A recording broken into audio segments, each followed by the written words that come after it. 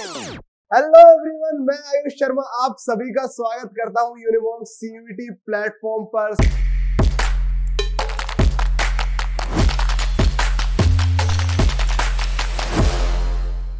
तो बच्चों, as you know, आज है 1 दिसंबर, यानी कि हमारा आज है वर्ल्ड एड्स डे। तो आज वीडियो में हम एड्स के बारे में जानेंगे, किस तरीके से एड्स कॉज होता है और क्या क्या इसके सिम्टम्स और प्रिवेंशंस रहते हैं। ये सब चीजें आज के वीडियो में जानेंगे। बच्चों, वीडियो को पूरा देखना। सबसे पहले बहुत से बच्चों का तो कंफ्यूजन यही होगा कि सर एड्स के लिए ये रेड रिबन वाला सिंबल क्यों यूज करते हैं।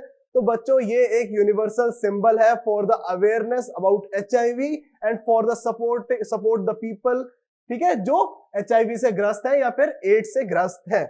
सबसे पहले अगर हम बात करें HIV एड्स की, तो सबसे पहले आपको इनका पता होना चाहिए कि HIV और एड्स दोनों एक दूसरे से अलग अलग है। जो HIV है बच्चों, वो आपका वायरस है जो कॉज करता है आपकी डिजीज एड्स, ठीक है। ये हमारा वायरस होता है और ये हमारी बच्चों डिजीज होती है। अगर HIV की हम फुल फॉर्म की बात करें बच्चों, that is human immunodeficiency virus. बच्चों, एक रेट्रो वायरस है जो आपकी बॉडी के अंदर जो आपका इम्यून सिस्टम होता है उसको इफेक्ट करता है। बेसिकली आपके जो लिम्फोसाइट्स होते हैं बच्चों, उनको इफेक्ट करता है और आपकी बॉडी के इम्यून सिस्टम को वीक कर देता है, जिसकी वजह से आपको होती है बच्चों एड्स, एक्वायर्ड इम्यूनोडेफिशिएंसी सिंड्रोम।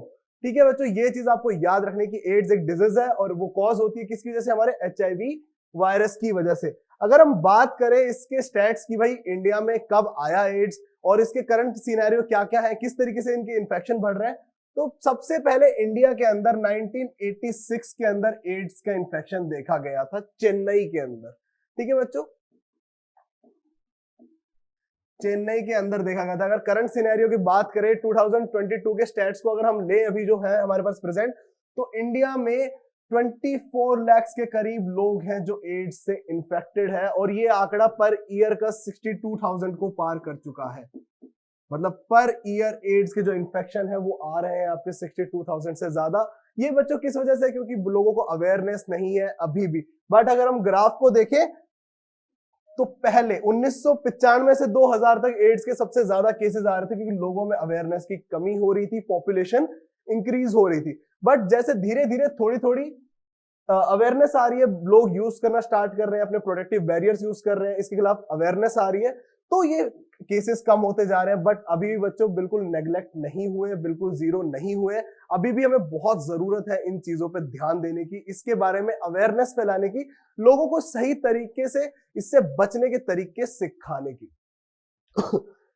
अब बहुत से लोगों को ये नहीं पता होता कि सिम्टम्स क्या है, भाई किस तरीके से होता है, किस तरीके से एड्स नहीं होता है। कुछ लोग तो मिथ्स बनाए बैठे हैं कि भाई सांस से भी हो जाता है, एयर के थ्रू भी एड्स हो जाता है, बट ऐसा कुछ भी नहीं है। आपके मॉस्किटो बाइट या फिर फूड शेयर करने से, इवन टॉयलेट यूज करने से एड्स वाले पेशेंट, या कपड़े या फिर एयर, ये जो भी मिथ है ना जो कहते हैं कि एयर ट्रांसमिटेड डिजीज है, बच्चों एड्स आपकी एयर ट्रांसमिटेड डिजीज नहीं है, ऐसे ही नहीं होती है। ठीक है, ये आपकी एक सेक्सुअली ट्रांसमिटेड डिसीज है।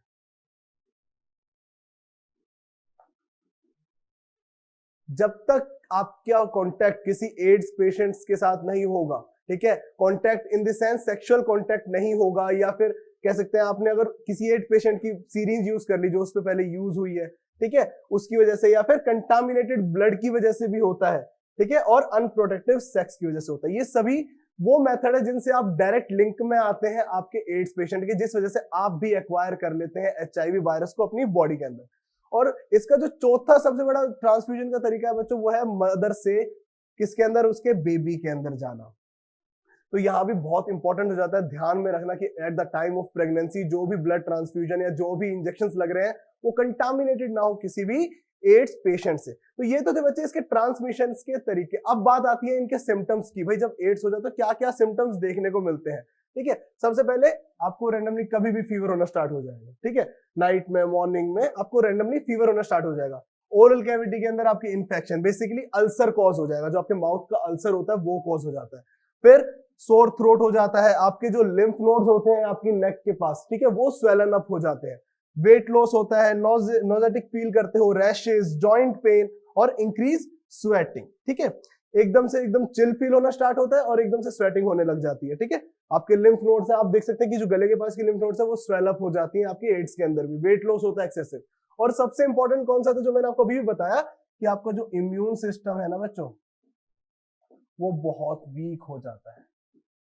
ठीक है, बहुत ज्यादा ही वीक हो जाता है। आप छोटे से छोटे वायरल इन्फेक्शन से आप फीवर कैरी कर लेते हो, थोड़े से भी वायरल इन्फेक्शन से आप बीमार हो जाएंगे, आपका इम्यून सिस्टम इतना वीक हो जाता है। अब बात आती है भाई हम इस चीज को प्रिवेंट कैसे करें। मैंने आपको बताया बच्चों ये sex link transmitted disease, sex transmitted disease है। ठीक है, ये आपको ना ही एयर से आपके पास आएगी, ना ही किसी के साथ आपके हैंडशेक करने से होगी। तो जो भी एड्स के पेशेंट है अगर आपको मिलते हैं तो कभी उनको ना ऐसे आइसोलेटेड फील ना करें। वो आपके एयर के थ्रू आपको एड ट्रांसमिट नहीं कर सकते। वो तब तक नहीं होगी जब तक आप उनके या तो ब्लड के डायरेक्ट कॉन्टेक्ट में ना हो या फिर आपने कंटामिनेटेड ब्लड ना लिया हो, किसी भी बैंक हॉस्पिटल से गलती हो सकती है, वहां पे वो जरूर चेक कराएं। ठीक है, प्रिवेंशन के लिए आप हमेशा अपना ब्लड टेस्ट करवाते रहें। ठीक है, बचे अनप्रोटेक्टेड सेक्स से बचें या फिर कंटामिनेटेड ब्लड ट्रांसफ्यूजन से बच्चों बहुत ज्यादा बचे।